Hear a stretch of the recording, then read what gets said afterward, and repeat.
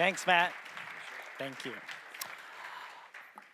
Next, I'm going to talk to you about enterprise applications being built on BSV. I'm actually filling in for two speakers who are unable to make it to Slovenia, Stefan Nilsson, the CEO of Unisat, whose company I'll describe, as well as David Washburn, the CEO of nChain. But Roman, wanted you as an audience to understand the enterprise applications that are already being built on Bitcoin SV. So let's take a quick tour of what's happening on enterprise, and you'll forgive me for filling in using slides from other people. So, as I mentioned, this is what we're trying to satisfy, enterprise blockchain needs. So let me describe for you some applications already doing it. Weather SV, as I mentioned earlier, is that weather application. Its CEO said this: our belief in the potential of the original Bitcoin protocol has been realized in BSV. We can now build on a platform with the inherent benefits of blockchain technology that also meets the technical and economic demands of high volume data applications. I want you to remember that last part, high volume data applications. That's what BSV is able to provide. One Store is the second largest mobile app store in South Korea. It rivals the Google and Apple app stores. It was founded by a consortium of companies, including SK Telecom, a major telecom carrier in South Korea. Its leaders believed in the Bitcoin SV blockchain, and they have created the first music content delivery service using Bitcoin SV that allows a music artist to upload to a mobile app they've created that is available on their app store your music files, audio, music videos, pictures, any other content. And you, as a fan, if you like the music artist's content, you can give it some love, because we all love love here in Slovenia, right? And so this demonstrates how it uses the Bitcoin blockchain to create more efficiencies with high data volume. In the music world, one of the complicated things, and I know this from my past experience as a lawyer in the US, is having to pay all of the different people who have a right in a song. If you've got a very successful Beyonce song, Beyonce is not the only person who gets paid every time that song gets played. Every time Crazy in Love is played, there's probably 4 or 5 people who have a right or interest in composing the song. And they each have an interest. And so there's all these intermediaries, performing rights organizations, that take time and effort to statistically remember and catalog when songs are performed. But what if I, as a user, could give some love to a song with some heart here, which are BSV touch tokens created in this app. And then once that happens, tiny amounts of Bitcoin are paid to individual wallets, to the singer, the guitarist, the composer who wrote the music. Every time a song earns money, as opposed to once a quarter, once every 6 months, once a year.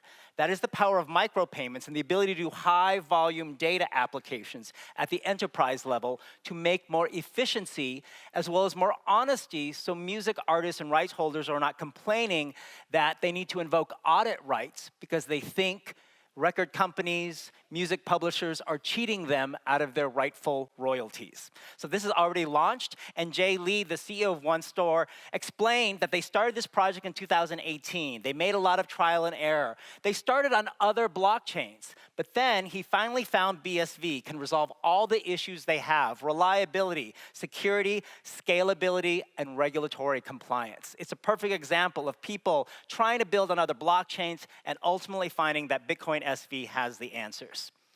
Now here's where I get to play Stefan Nilsson from Unisat. Unisat is a company in Norway. I call him the fish man, and here's why. So Unisat stands for Universal Source of Truth. We talk about the blockchain that way. It is a data ledger that everyone can access to provide a universal source of truth. So Unisat is a company that provides a supply chain management solution. It's just launched a product, an enterprise blockchain platform, to allow companies in all industries to increase the efficiency of their supply chain management. Supply chain systems are very data siloed, and every time a product or good is shipped from a manufacturer to another destination to a port to custom somewhere else, there's a piece of paper being generated by someone. well, what if we could make that system much more efficient? And that's what they're doing with their enterprise blockchain application. So they've created a network and marketplace platform to try and connect all of those different hubs on the supply chain, which is a different stop for a good or service. And they want to provide tools to make that more efficient. Right now, like a lot of industries, supply chain management has data silos, where each of those different hubs, portions of the supply chain, keep their data separately, segregated. And that makes it very difficult to integrate the IT components of all those different systems and track things on the supply chain more efficiently. But what if you had one system that connected all of those data silos, put them all together on a universal source of truth? One big blockchain that could contain all the data. It would create a lot more efficiencies. And that's being done with the blockchain. And Unisod is the application that connects the blockchain. Can I get some water? Thank you. And so they've launched this product, and it is an application system that companies can use with a dashboard. It has base functionality. There are plugins to ERP systems. And they've launched something which I'll describe next, which is seafood chain, which is why I call Stefan the fish man. But they're going to create different industry verticals for different industries that use this whole system. And so I won't go through all of the particular detail, but I'll mention how they do this with what are called smart digital twins with fish. A smart digital twin is the concept of a digital replica of something that's living or even something, a non-living object.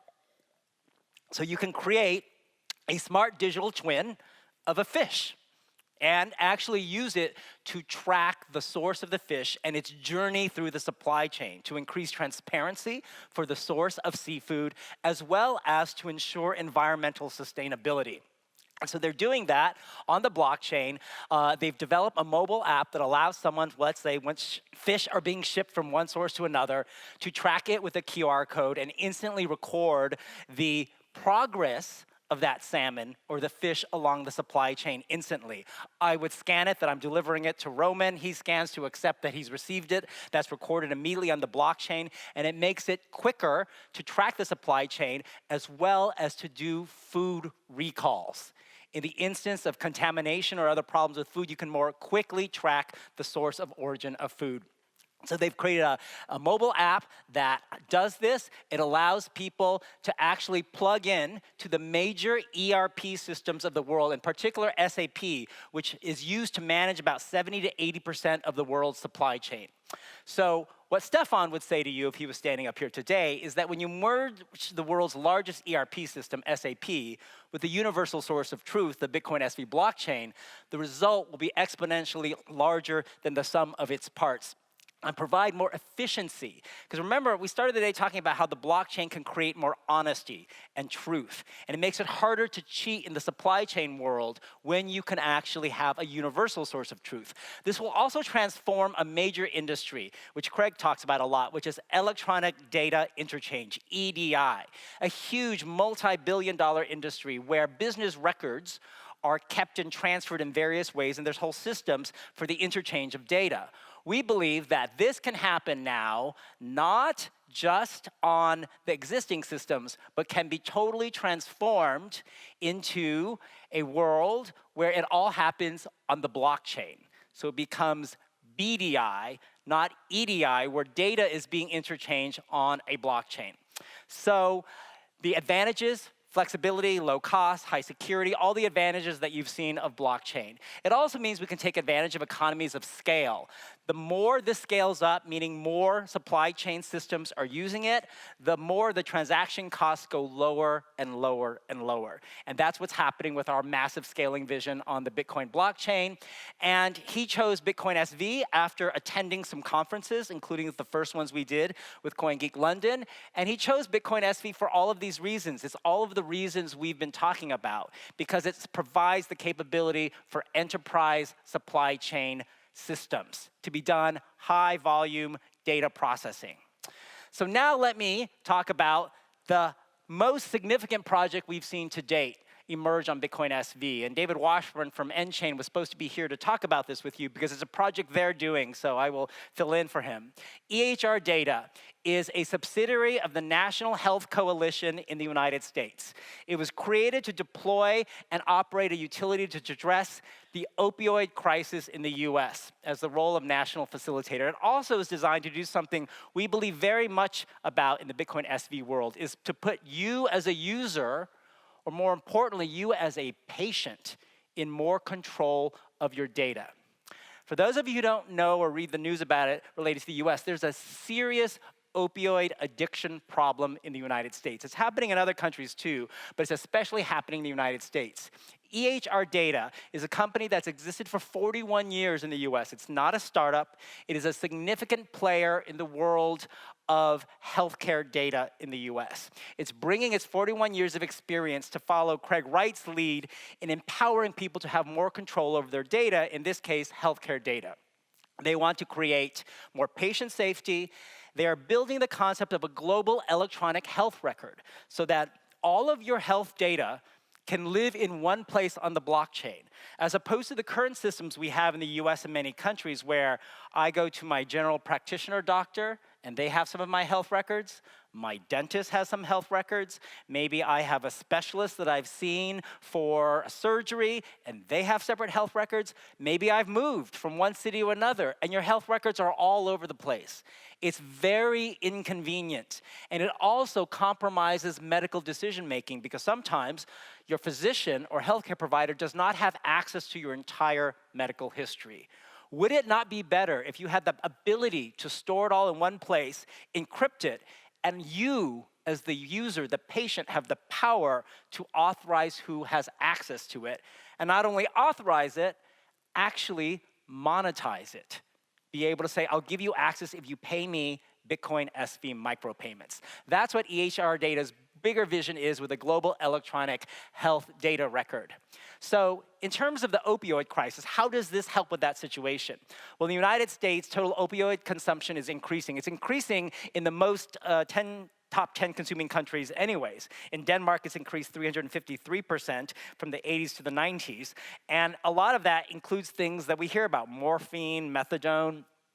In the US, it's gotten so bad that 150 to 250 people die every day from some overdose in opioids. And the economic burden that is estimated to impact our country is $78 billion a year. And you may be thinking, well, how is blockchain, how is Bitcoin going to help reduce this opioid crisis? Well, you have to look at how we got to the current situation. Again, that concept of data silos, this happens in a lot of industries.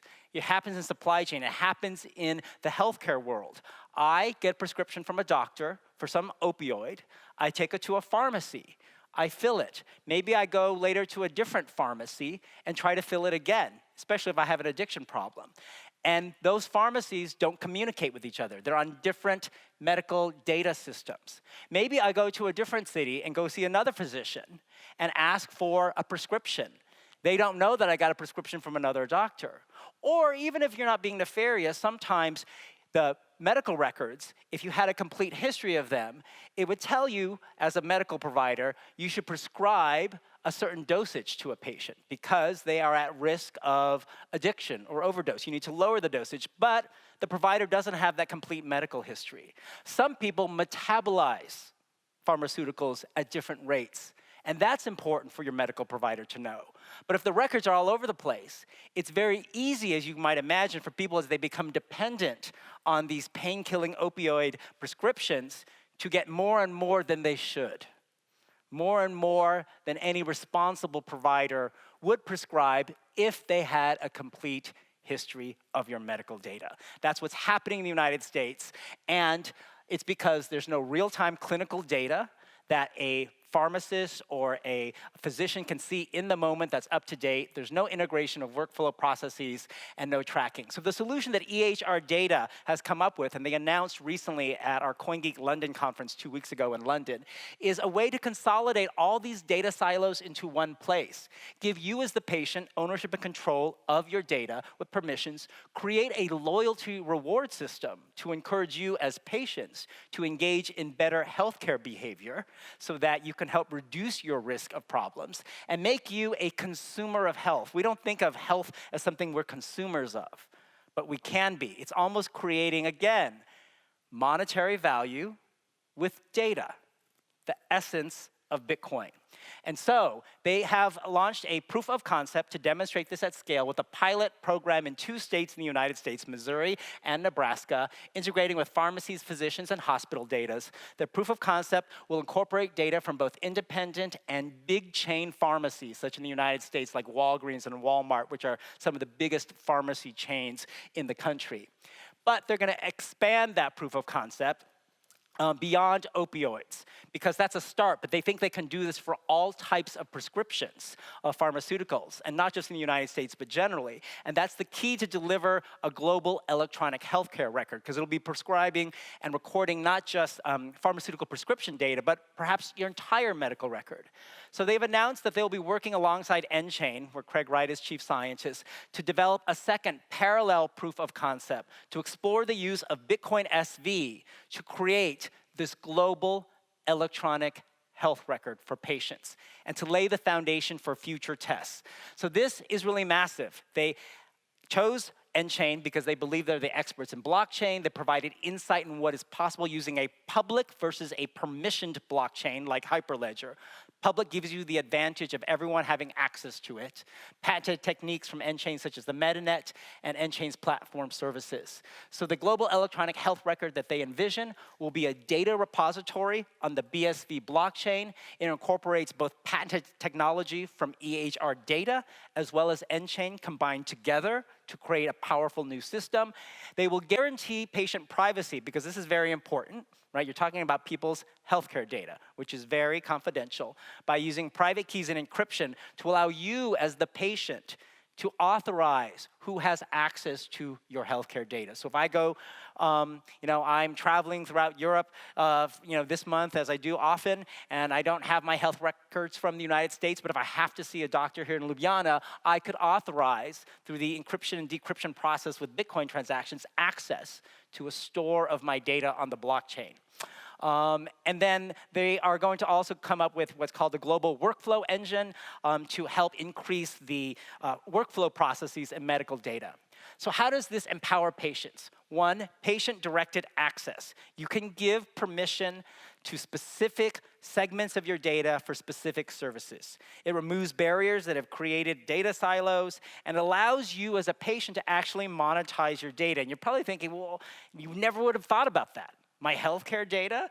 Well, it's very valuable, right? And companies for years have paid for access to those types of things. Think of the value to companies if you're willing, and most people might be, to say, you know what, I will be willing to allow access to my healthcare record to pharmaceutical companies that are doing clinical trials and testing if they pay me. I think people are less offended by companies having access to your data if you feel like you're the one making money from it, as opposed to the companies out there that are running these online services. So it's giving you as the consumer the choice. This is very much about Craig Wright's ethos with Bitcoin.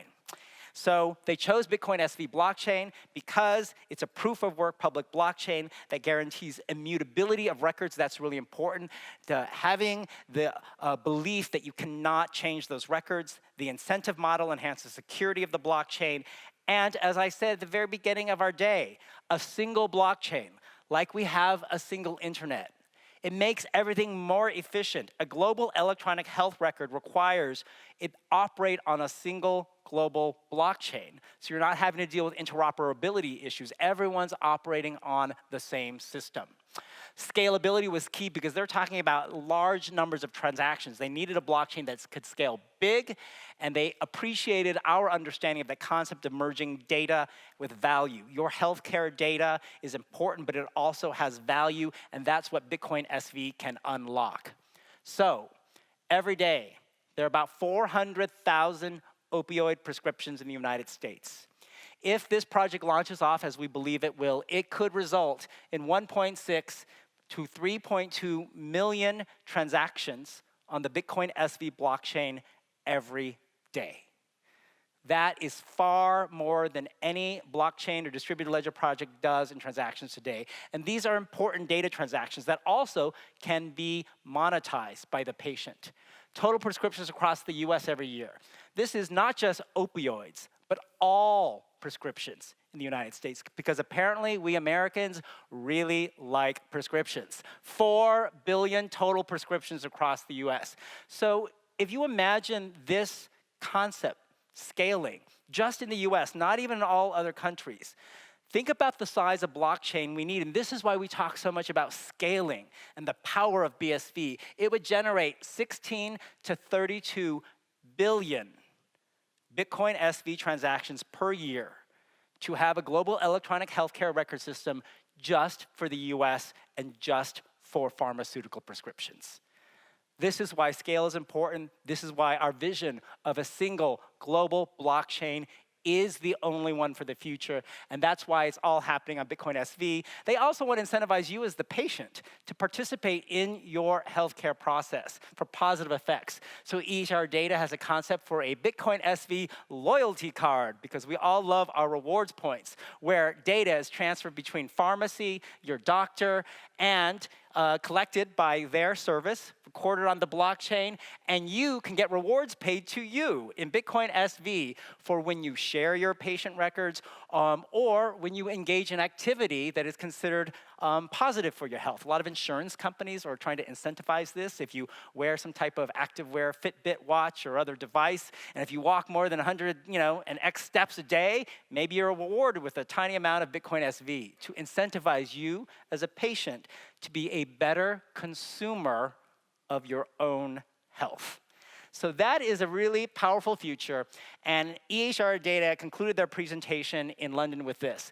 With EHR Data, the patient has unprecedented control of their healthcare data. When a patient undergoes a healthcare treatment or service, the data associated with the event is stored in their global electronic health record. The patient decides who accesses it. It is a perfect example of the power of Bitcoin to combine the functions of data and money and create a more commercial internet and data ledger for you, not for the biggest companies of the world, but for you as a user, a patient, and consumer of your own health. That's why BSV is satisfying all of these enterprise blockchain needs, and that's why we're so happy to have all of you here today. So I hope I did Unisat and EHR Data justice by describing their projects, but I hope you can understand now why we're just at the beginning of what Bitcoin can really do. Imagine capabilities like this at massive scale in all of the industries of the world, and you'll understand why we believe so heartedly in the power of Satoshi Vision and Bitcoin.